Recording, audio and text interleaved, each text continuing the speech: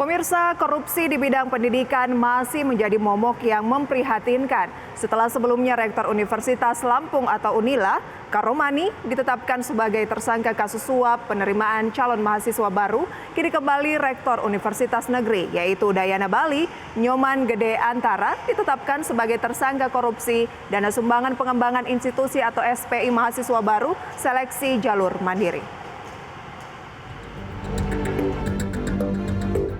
Rektor Universitas Udayana Bali, Nyoman Gede Antara, ditetapkan sebagai tersangka korupsi dana sumbangan pengembangan institusi mahasiswa baru seleksi jalur mandiri tahun akademik 2018 sampai dengan 2023. Total tersangka korupsi dana seleksi mandiri universitas terbesar di Bali dan Nusa Tenggara tersebut sudah 4 orang. 3 orang lain yang diduga ikut terlibat dalam kasus dugaan korupsi tersebut berinisial IKB, IMY, dan NPS.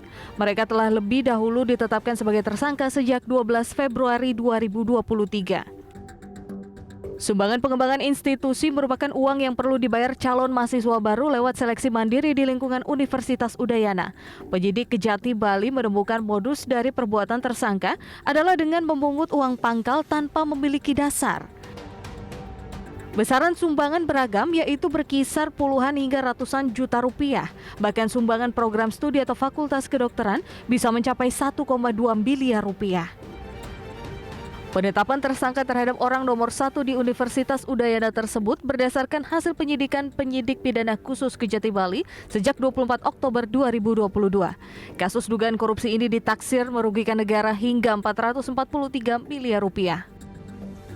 Sebelumnya, Rektor Universitas Lampung, Karomani, juga ditetapkan sebagai tersangka kasus suap penerimaan calon mahasiswa baru tahun akademik 2022.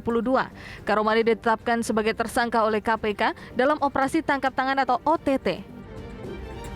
Dugaan korupsi ini membuktikan korupsi di bidang pendidikan masih menjadi momok yang memprihatinkan, mulai dari proses rekrutmennya, sistem pendidikan, hingga kebiasaan-kebiasaan kurang baik seperti tidak disiplin dan menyontek yang minim pengajaran akan nilai integritas. Tim Liputan IDX Channel.